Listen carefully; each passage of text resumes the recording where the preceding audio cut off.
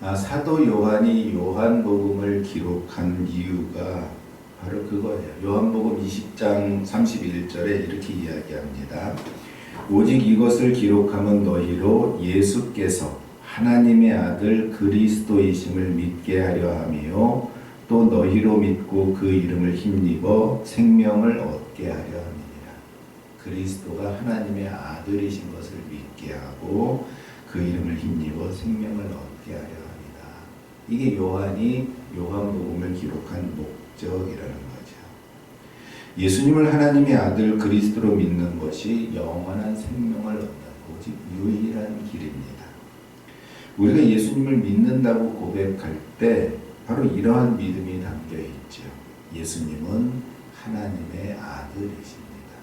예수님은 우리를 구원한 구세주입니다. 나는 예수님을 믿고 영원한 생명을 얻었습니다.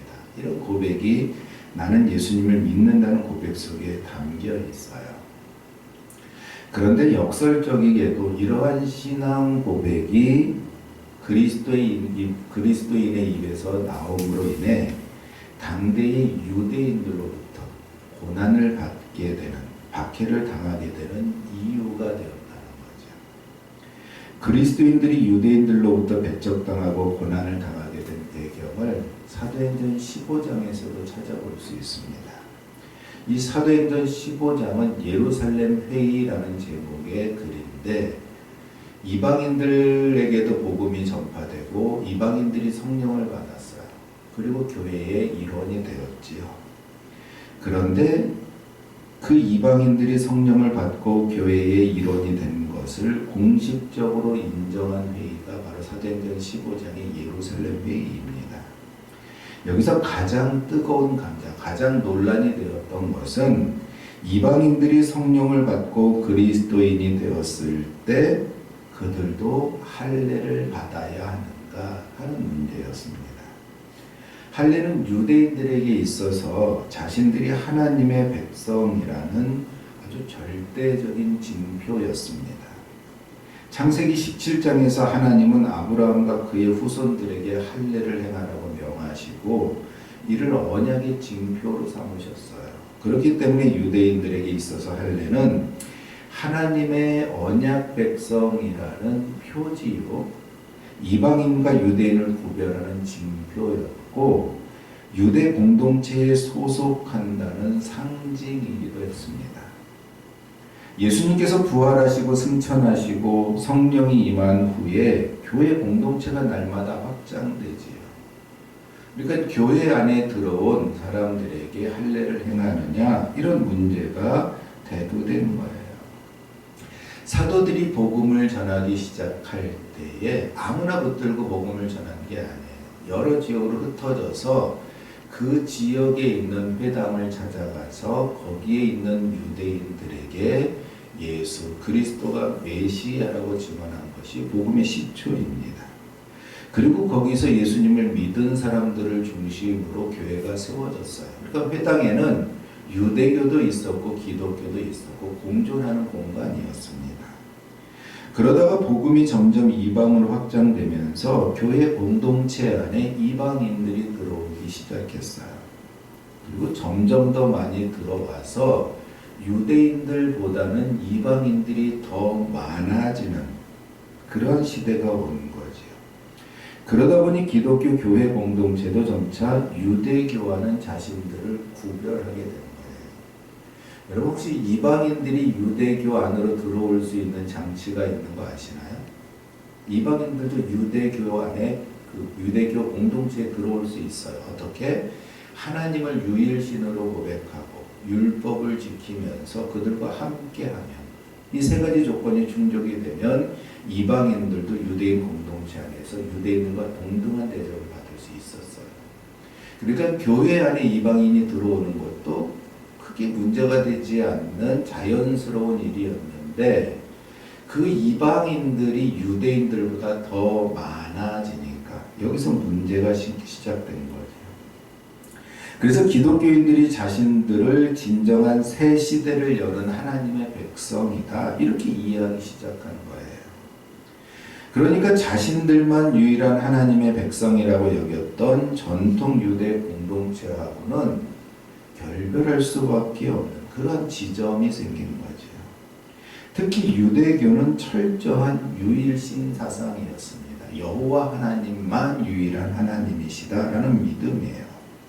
그런데 기독교는 예수님을 하나님과 동등된 또 다른 하나님으로 믿고 하나님의 아들로 믿고 경배하고 예배하고 있었지요. 유대교 입장에서는 이것이 신성모독이었고 절대로 받아들일 수 없는 신앙이었습니다. 한편으로 기독교는 그 안에 유대인들도 예수님을 메시아로 받아들이는 거잖아요.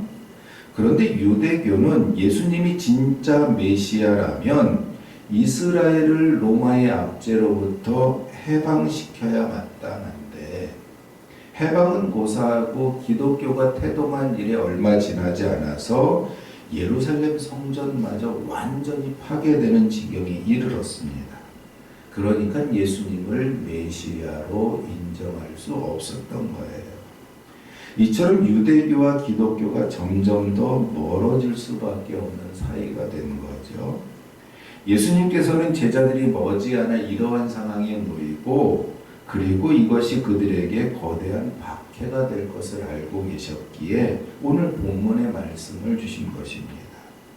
요한복음 16장 1절을 찾아보십시오. 오늘 붙는 말씀입니다. 내가 이것을 너희에게 이른다는 것은 너희에게 가르쳐준다는 얘기 아닙니까? 너희로 실족하지 않게 하려 합니다. 주님께서 이 말씀을 하시는 1차적인 이유는 그리스도인들로 하여금 실족하지 않게 하려는 것이다 라는 거예요. 사방으로 이제 고난이 밀려올 것인데 그 고난 때문에 당황하여서 믿음을 잃어버릴까 봐 미리 경고하신 겁니다. 하지만 제자들이 실족할 위기에 처했다는 사실보다 더 중요한 영적인 진리가 오늘 본문 속에 있어요. 그것은 실족할 수밖에 없는 연약한 그리스도인들을 다시 붙들어 세워주실 보혜사 성령님을 보내주신다는 약속입니다. 본문 7절을 보십시오. 함께 읽어보겠습니다. 그러나 내가 너희에게 실상을 말하노니 내가 떠나가는 것이 너희에게 유익이라. 내가 떠나가지 아니하며 보혜사가 너희에게로 오시지 아니할 것이요 가면 내가 그를 너희에게로 보내리니. 아멘. 가장 신뢰하던 사람이 떠난다고 하면 어떤 마음이 드실까요? 제가 이제 오늘로 마지막으로 다음 주부터 이 교회를 떠나게 되었습니다. 이런 고백을 만약에 담임 목사에게 들었다면 성도들의 마음은 또 어떨까요? 오늘 본문 속에 제자들의 마음이 딱 그러했습니다. 지난 3년 동안 생업을 버리고 가족을 다 버리고 예수님을 따랐는데 그 예수님이 곧 떠나신다는 거예요. 그래서 제자들의 마음에는 근심과 두려움이 가득했다는 것이죠. 그런데 예수님께서 뜻밖의 말씀을 하십니다. 내가 떠나가는 것이 너희에게 오히려 유익이다. 사실 예수님이 이 땅에 계실 때는 하나님이시지만 동시에 두 곳에 계시지 않았어요. 그러니까 시간과 공간의 제약을 받으셨다는 거지요. 그런데 예수님이 떠나신 후에는 이 시공간을 초월하신 성령님이 오셔서 우리와 함께 하시는 것이 더 큰 은혜라는 거예요. 보혜사 성령이면 실족한 그리스도인들을 붙들어 주시고 강력하게 도와주실 것이다. 그런 분을 보내주시겠다. 그 분의 이름이 바로 보혜사라는 거지요. 그래서 계속해서 본문 2절을 보면 제자들이 마주할 이 실족의 현실이 얼마나 가혹한지를 구체적으로 설명하십니다. 2절을 한번 보세요. 사람들이 너희를 출교할 뿐 아니라 때가 이르면 물은 너희를 죽이는 자가 생각하기를 이것이 하나님을 섬기는 일이라 하리라. 출교가 뭘까요? 유대교에서 완전히 추방시키는 거지요. 이것은 단순히 오늘날 성도들이 교회를 떠나서 다른 교회로 옮겨가는 것과는 차원이 다른 이야기입니다. 삶의 모든 안전 울타리를 벗어나는 거예요. 쫓겨나는 거예요. 유대교 종교 공동체만 떠나는 것이 아니라 가족 공동체에서도, 지역 경제 공동체에서도 완전히 매장당하는 겁니다. 법적인 보호를 받을 울타리가 사라지는 거예요. 여기서 끝나면 그나마 다행인데 출교할 뿐만 아니라 그리스도인들을 죽이는 자들이 일어나는데 그들이 이것이 하나님을 섬기는 일이다 확신한다는 거지요. 여기서 하나님을 섬기는 일에서 이 일이라는 단어가 헬라어로는 라트레이아라는 거예요. 라트레이아. 무슨 의미일까요? 라트레이아. 예전이라는 말을 할 때 리투기아라고 말하는데 같은 단어예요. 그러니까 이 하나님을 섬기는 일이라고 말하는 일이라는 단어가 성경에서는 주로 예배, 신성한 봉사 이런 의미로 번역된다는 거죠. 그러니까 유대인들이 그리스도인들을 잔인하게 죽이면서 이를 율법에서 명하는 살인죄라고 생각하는 것이 아니라 하나님께 거룩한 예배를 드리는 것이다 이렇게 여긴다는 뜻이에요. 그러니까 잘못된 확신에 차서 거리낌 없이 살인을 저지르고 그것이 하나님을 기쁘시게 하는 예배 행위다 이렇게 생각한다는 거지. 그러니까 얼마나 적극적으로 그 일을 행하겠습니까? 사도 바울도 예수님을 인격적으로 만나기 전에는 이 잘못된 라트레이아의 목숨을 걸었던 사람입니다.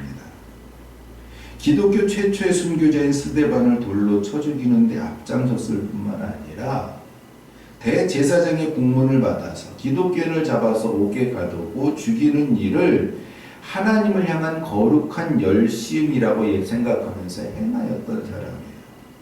이처럼 예수님께서는 교회가 앞으로 어떤 고난을 당하게 될지를 정확하게 아시고 그들이 그 때가 되었을 때 실족하지 않게 하시려고 이 유언과 같은 말씀을 남기셨다는 거지요.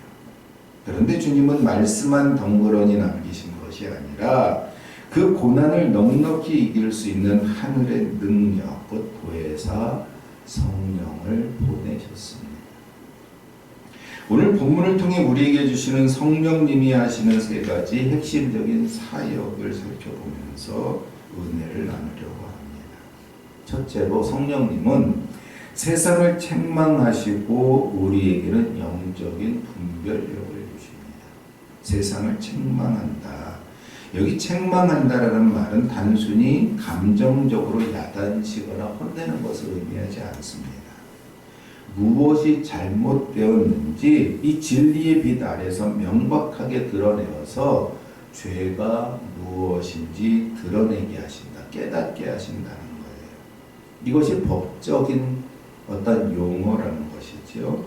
본문에서 성령님은 세상인이 오해하고 있는 이 세 가지 기준을 바로 잡아주시는데요. 8절과 9절을 보십시오. 그가 와서 죄에 대하여 의에 대하여 심판에 대하여 세상을 책망하신다.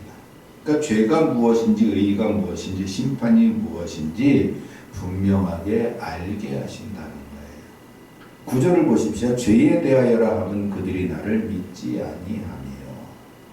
세상이 말하는 죄는 도덕적으로 죄를 범하는 것, 도덕적으로 부도덕한 행위를 하는 것, 혹은 법률을 어기는 범법 행위를 죄라고 말합니다. 하지만 성령님께서 말씀하시는 그 본질적인 죄는 생명의 근원이시며 하나님이 보내신 예수님을 믿지 않는 것을 말해요. 그러니까 세상이 말하는 죄와 성경이 말하는 죄는 조금 차원이 다른 것이지요. 유대인들이 그리스도인들을 핍박하는 이유도 결국은 예수님이 누구이신지 알지 못하는 무지의 죄 때문이었습니다. 3절에서도 그들이 하나님 아버지와 예수님을 알지 못하기 때문에 박해한다라고 분명히 말씀하십니다.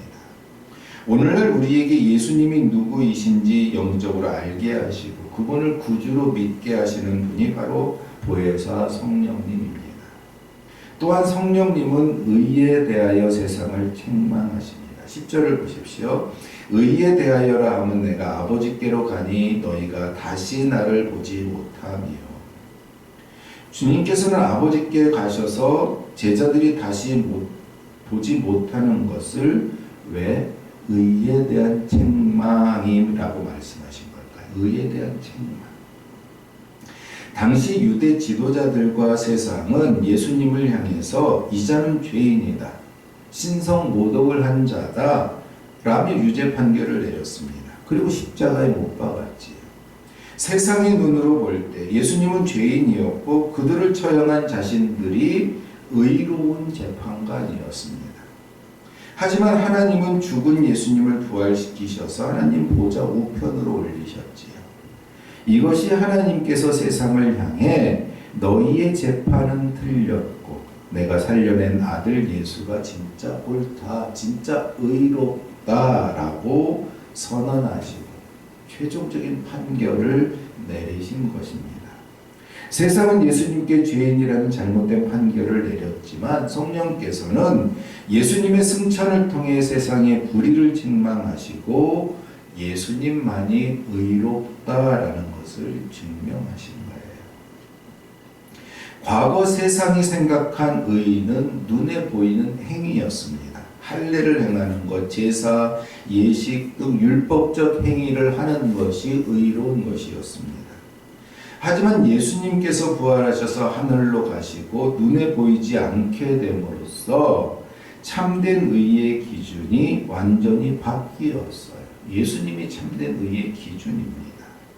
이제 참된 의는 눈에 보이지 않는 예수님을 구주로 믿는가 믿지 않는가에 달렸습니다. 오직 믿음으로만 의로워지는 시대가 된 거예요. 성령님은 우리에게 오셔서 이 예수님을 믿게 하심으로 우리를 하나님 앞에서 진정으로 의롭다 칭함을 받게 하셨습니다. 이게 세상을 의에 대하여 책망하신다는 의미입니다. 그리고 11절에는 심판에 대하여라 하였습니다. 이 세상 임금이 심판을 당하였다는 거지요. 이 11절에서 이 세상 임금은 유대 지도자나 로마 황제를 가리키는 말은 아니에요. 그렇게 이해할 수도 있지만 요한복음에서 이 세상 임금이라는 말이 3번 사용되는데 이 3번 모두 동일한 존재 사탄을 가리키고 있습니다. 다른 서신서에서는 이 사탄을 세상의 지배자 또는 신으로 묘사합니다. 이것은 인간 통치자들 뒤에서 역사하고 있는, 그들을 조정하고 있는 영적 세력을 고발하고 있는 표현이에요. 그러니까 이 세상의 임금 사탄이 그들의 하수인들을 부려서 예수님을 핍박했고 예수님 믿는 사람을 핍박한다, 이렇게 말씀하고 있는 거죠. 사탄은 자신이 진짜 이 세상의 왕인 것처럼 행사하면서 수많은 사람을 거짓과 두려움으로 속여왔습니다. 그러나 예수님의 부활과 이 십자가로 인해서 사탄의 정체는 폭로되었고 하나님으로부터 그의 죄는 영원히 정죄를 받았어요. 사탄의 죄가 뭘까요? 그 근본적인 죄는 교만이지요. 피조물이었던 자가 하나님과 동등된 자리로 올라가려고 했던 그 교만이 그 죄의 본질입니다. 그 사탄이 이미 법적으로 심판을 받았음에도 불구하고 여전히 세상에서는 힘 있는 자처럼 허세를 부리며 성도들을 위협하고 있습니다. 하지만 성령님께서 오시면 그 사탄의 실체와 한계가 분명히 드러나게 됩니다. 그래서 그 사탄이 패배자인 것을 알게 하셔서 우리에게 담대함을 주시는 거지요. 둘째, 성령님의 핵심적인 사역은 진리의 영으로서 우리를 모든 진리 가운데로 인도하시는 것입니다. 예수님은 아직 제자들에게 가르쳐 주실 천국 비밀이 많았지만 제자들이 감당하지 못함으로 아껴두셨다고 말씀하십니다. 인간의 지혜와 연약한 이성으로는 하나님의 깊은 이 구원의 그 뜻을 다 이해할 수 없기 때문입니다. 제자들도 예수님과 3년이나 함께 지내며 말씀을 직접 들었지만 십자가의 의미를 깨닫지 못해 늘 오해하고 수군거렸습니다. 그런데 성령님이 오시면 상황이 달라진다는 것이지요. 13절 보십시오. 그러나 진리의 성령이 오시면 그가 너희를 모든 진리 가운데로 인도하시리니 그가 스스로 말하지 않고 오직 들은 것을 말하며 장래 일을 너희에게 알리시리라. 본문에서 성령님은 그가 스스로 말하지 않는다. 그럼 무엇을 말하는가? 오직 들은 것을 말한다고 하였습니다. 이건 성령님께서 하시는 그 일이, 그 사역이 예수님의 사역과 동떨어진 것이 아니라 하나다, 이런 이야기를 하고 있는 거예요. 그러니까 성령님께서 예수님께서 말씀하시는 것과 또 다른 말씀, 또 다른 이야기, 교리로 말한다면 제3의 교리를 이야기하는 것이 아니고 예수님께서 이미 말씀하신 것을 깨닫게 하시고 가르쳐 주시고 알게 하시고 그것을 믿게 하신다는 거예요. 그러니까 성령님은 우리에게 예수님의 말씀을 가르치시고 우리 심령에 그 말씀이 부딪히게 하셔서 그 예수님의 말씀이 진리인 것을 드러내게 하시고 결과적으로는 예수님께서 영광을 받으시도록 하시는 분이 성령님이시라는 거예요. 특히 성령님께서 하실 중요한 일은 13절 끝에 기록되어 있죠. 장래 일을 제자들에게 알리시는 일입니다.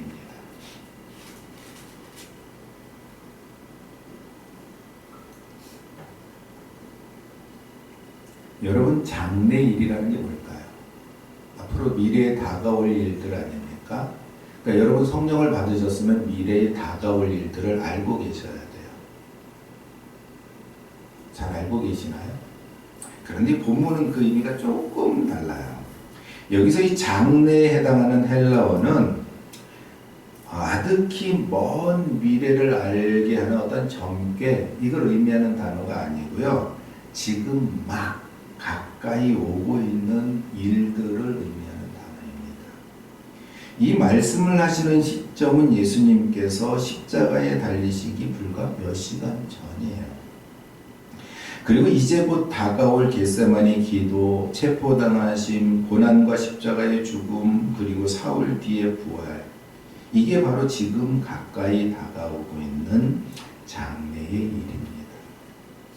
지금은 제자들이 충격과 혼란 속에 있지만 부활 승천 후에 성령께서 오시면 그 구원의 사건들이 가지고 있는 그 영적인 의미들을 밝히 알리시고 깨닫게 하시고 믿게 하실 것이라는 약속이에요.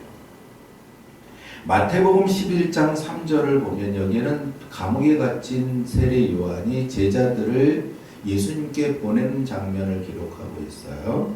거기에 그 마태복음 11장 3절을 보면 이렇게 기록하고 있습니다. 제자들이 예수님께 묻는 거예요. 예수께 여짜오되 오실 그이가 당신이 오니까 우리가 다른 일을 기다리오리이까. 여기에 오실 그이라고 번역된 헬라어 단어가 바로 요한복음 16장 13절의 장래일과 똑같은 단어예요. 그러니까 성령께서 알게 하실 장래의 일이란 구원의 약속대로 이 땅에 오셔서 십자가를 지시고 부활하신 예수 그리스도의 구원 사역을 의미합니다.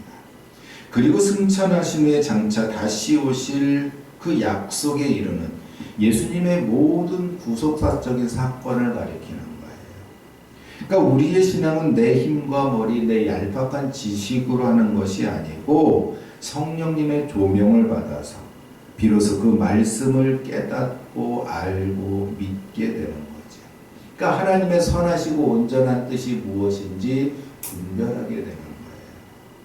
그러므로 매일 삶 속에서 내 판단을 앞세우기보다는 성령님께서 주시는 그 세미한 음성에 귀를 기울이면서 성령님의 인도하심을 신뢰하는 거예요. 성령께서 우리에게 주님의 일을 밝히 알게 하시기 때문에 그 음성에 순종하며 주님의 길을 갈 수 있는 거예요. 그리고 세 번째, 성령님은 우리의 슬픔을 변하여서 기쁨이 되게 하시고 또 기도할 수 있도록 도우시는 일을 하십니다. 성령님은 우리의 슬픔이 변하여 기쁨의 춤이 되게 하시는 역전의 영이라고 그러죠. 본문 21절에서 예수님은 제자들이 곧 겪게 될 영적 고통을 해산하는 여인의 그 산통에 비유하고 있습니다. 아이를 출산할 때 그 고통 아직 겪어보지 못하죠. 겪어볼 수 없지만 그 죽을 것 같은 고통이 따르지만 마침 태어난 아이를 볼 때 그 앉는 순간에 그 고통은 온데간데 없고 기쁨만 남는 거지. 성령님은 우리로 하여금 그 눈앞에 십자가의 슬픔 뒤에 가려진 그 부활의 기쁨을 미리 보게 하시는 분입니다. 그래서 환난 중에서도 하늘의 평안을 누리게 하시는 거지요. 그리고 성령님은 특히 성도들에게 예수 그리스도의 이름으로 기도하는 권세와 특권을 사용할 수 있도록 도와주십니다. 우리가 성령 안에서 예수님의 이름으로 무릎을 꿇고 기도할 때 하나님께서 들으시고 우리의 기쁨을 눈물 대신 충만하심으로 채워주실 거예요. 오늘 이 자리에 나오는 우리들은 삶에 무거운 고난 있어요. 그래서 낙심할 때도 있지요. 하지만 위로자이시고 조력자이신 보혜사 성령님을 의지할 때 우리는 금방 거기서 벗어날 수 있습니다. 성령님께서 우리의 연약함을 도우시고 우리의 눈물과 고난을 장차올 영광에 비교해 볼 때 아무것도 아닌 것으로 알게 하시는 거예요. 예수님이 십자가를 지시기 전에 우리를 그와 같이 버려두지 않으셨겠다 약속하셨습니다. 그 약속대로 가장 완벽한 돕는 자이신 성령을 우리에게 보내주셨습니다. 성령님은 과거 2000년 전 그 기록에만 남아 계신 분이 아니라 지금 이 순간에도 우리 안에서 살아서 일하고 계십니다. 세상의 교묘한 유혹 속에서도 무엇이 죄인지를 분명하게 하시고 조금 먼 그 진리의 길을 걸어가도록 우리를 밀어주시죠. 이끌어주시죠. 때로는 인생의 쓰디찬 잔을 마셔서 탄식할 때에 기도할 힘을 주셔서 끝내 그 탄식을 기쁨으로 바꾸어 가시는 분입니다. 오늘 이 시간 내 인간적인 지혜와 경험의 계산기를 내려놓고 온전히 성령 안으로 나아가시기 바랍니다. 그리고 성령께서 내 인생의 운전대를 맡아 다스려 주시고 오직 진리 가운데만 나를 인도하옵소서. 기도하는 저와 여러분 되기를 바랍니다. 성령님과 매일 동행함으로 세상이 줄 수 없고 알 수도 없는 그 참된 평안과 기쁨이 넘치고 넘치는 복된 삶을 살아가시기를 주님의 이름으로